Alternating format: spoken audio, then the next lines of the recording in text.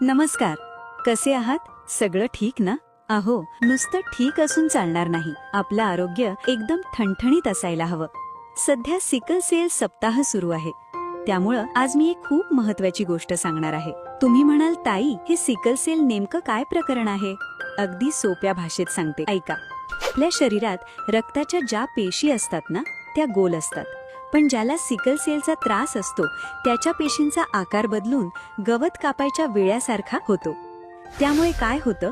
अंगात रक्ताची कमी होते, सांधे दुखतात आणि सारखा थकवा येतो. पण मंडळी, एक गोष्ट पक्की लक्षात ठेवा. सिकल सेल हा आजार खोकल्यासारखा किंवा टीबी सारखा हवेतून पसरत नाही. गावात गैरसमज आहेत की रुग्णासोबत जेवलं किंवा त्याला स्पर्श केला की आपल्याला पण होईल. हे साफ चुकीचं आहे. ज्याला सिकल सेल झालाय त्याला तुम्ही बिनधास्त मिठी मारू शकता, त्याच्यासोबत एका ताटात जेवू शकता, त्याला प्रेमानं वागवा, दूर लोटू नका. मग हा आजार होतो कसा? हा काही बाहेरून येत नाही. हा आजार आनुवंशिक आहे. म्हणजे तो आपल्या रक्तातूनच, आपल्या आई वडिलांकडून येतो.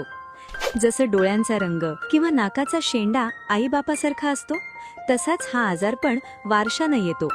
त्यात त्या लेकराचा किंवा पालकांचा काहीच दोष नसतो. आता ज्यांना सिकल सेल आहे